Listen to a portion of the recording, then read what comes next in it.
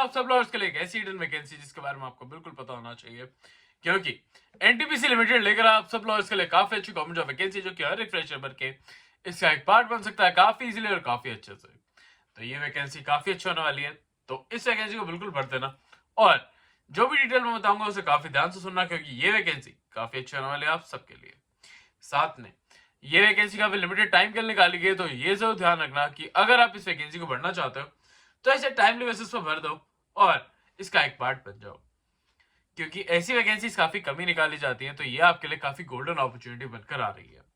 और अगर आपको ये वैकेंसी हमारे थ्रू पता चल रही है तो इसका मतलब है कि आपने अभी तक हमारे चैनल को सब्सक्राइब कर लिया, और अगर अभी तक आपने सब्सक्राइब नहीं करा है तो अभी जाओ सब्सक्राइब कर लो। और मैं चलता हूँ आगे की तरफ और देखते हैं इसमें क्या क्या डिटेल्स होने वाली है इस वैकेंसी से रिलेटेड। बट उससे पहले हेलो वेलकम और स्वागत है आप सबका मेरी एक नई वीडियो में, जिसमें मैं लेकर आया काफी अच्छी गवर्नमेंट जॉब वैकेंसी आप सब लोगों के लिए। तो जैसे कि हम यहाँ पे देखोगे एडवर्टाइजमेंट नंबर 15/25 में आपको यहाँ पे देखने को मिलेगा सॉरी, कि इसमें असिस्टेंट लॉ ऑफिसर की काफी अच्छी वैकेंसी निकाली गई है, और जो भी कैंडिडेट इसे भरना चाहता है उसके लिए एलिजिबिलिटी क्राइटेरिया भी यहाँ पे दे रखा है और उसे हम काफी ध्यान से देखेंगे। तो आप यहाँ पे देखोगे कि जो भी कैंडिडेट इसे भरना चाहता है उसके पास बैचलर्स डिग्री ऑफ लॉ होनी चाहिए। साथ में अगर आपने एलएलबी फुल टाइम डिग्री कर रखी है, मतलब कि आपने रेगुलर बेसिस पर अपने लॉ कर रखी है विद रिकॉग्नाइज्ड यूनिवर्सिटी, तो आप इस वैकेंसी को बिल्कुल भर सकते हो, आपको कोई भी इसमें नहीं रोकेगा। साथ में आपके मिनिमम 60% मार्क्स या फिर 55 से लेकर आपके 55 अगर मार्क्स है आपके 55%, तो आप एससी या पीडब्ल्यूडी कैंडिडेट होने चाहिए। अगर आप एक जनरल कैंडिडेट है तो आपके 60% मार्क्स होना जरूरी है। साथ में जो भी कैंडिडेट है उसने मस्ट अप्लाई कर रखा हो क्लाट 2026 के लिए, और उसी के बेसिस पर आपको इस वैकेंसी के लिए कंसिडर करा जाएगा। तो इस बात का ध्यान जरूर रखते हुए अपने जो भी, मैं हमेशा आपको कहता हूँ कि क्लाट को हमेशा भरा करो, और जो भी कैंडिडेट नए अभी लॉयर बने हैं या फिर लॉ बनने जा रहे हैं उनको क्लाट देना काफी ज्यादा जरूरी हो जाता है। आप यहाँ पे देखोगे कि यहाँ पे आपको post graduation programmes perform scores के रिलेटेड आपको यहाँ पे देखा जाएगा, आपके स्कोर से रिलेटेड जो भी आपके स्कोर्स होंगे उसके बेसिस पे आपको यहाँ पे कंसिडर करा जाएगा। Please note that the class scores of any year और any other examination will not be considered valid. मतलब कि अगर आपने इससे पहले कोई क्लाट दे रखा है, मतलब क्लाट 2025 दे रखा है, तो आपको यहाँ पे कंसिडर नहीं करा जाएगा। आपको सिर्फ और सिर्फ क्लाट 2026 के बेसिस पे यहाँ पे इस वैकेंसी के लिए कंसिडर करा जाने वाला है। आप यहाँ पे देखोगे कि एज लिमिट आपकी 30 इयर्स की दे रखी है। अगर आपकी अपर एज लिमिट, मतलब कि अगर आपकी एज 30 इयर्स से कम की है तभी आप इस वैकेंसी को भरना, अदरवाइज आपका जो भी फॉर्म है उसे इमीडिएटली बेसिस पे कैंसिल आउट कर दिया जाएगा। ये असिस्टेंट लॉ ऑफिसर की वैकेंसी के लिए आपको इन टोटल 6 वैकेंसीज देखने को मिल रही है, जिसमें 3 vacancies unreserved category OBC candidate के लिए 2 वैकेंसीज, एससी कैंडिडेट के लिए 1 वैकेंसी निकाली गई है। और अब हम बात करें, अगर यहाँ पे आपको देखोगे कि यहाँ पे टाइप ऑफ डिसेबिलिटीज के बारे में यहाँ पे बता रखा है, तो उससे रिलेटेड इन्फॉर्मेशन भी आपको यहाँ पे देखने को मिल जाएगी। यहाँ पे आपकी सैलरी E0 के लेवल की होने वाली है, तो यहाँ पे आप देखोगे कि 30,000 से लेकर 1,20,000 रुपीज तक की आपकी सैलरी होने वाली है, या आपके सिलेक्शन टाइम के बेसिस पे ही आपको सिलेक्ट करा जाएगा कि आपकी सैलरी क्या होने वाली है और क्या सैलरी आपको यहाँ पे मिलने वाली है। साथ में आपको यहाँ पे एक्स्ट्रा अलाउंसेस भी देखने को मिलेंगे, तो आप इस वैकेंसी को बिल्कुल भर सकते हो, इसका एक पार्ट बन सकते हो, काफी इजीली भर सकते हो।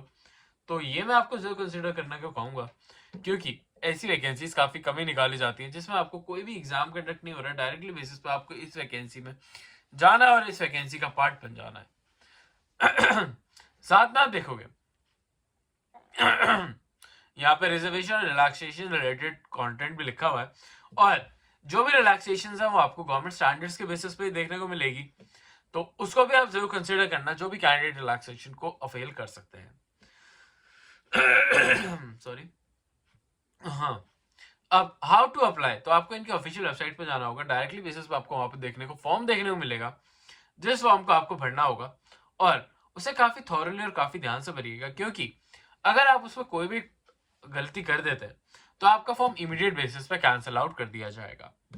यहाँ पे अगर हम बात करें आपकी एप्लीकेशन फीस के बारे में, तो application fees for the general, EWS और OBC candidates are required to pay non refundable application form for ₹500, मतलब आपको 500 रुपीज के एप्लीकेशन फॉर्म की फीस को भरना होगा।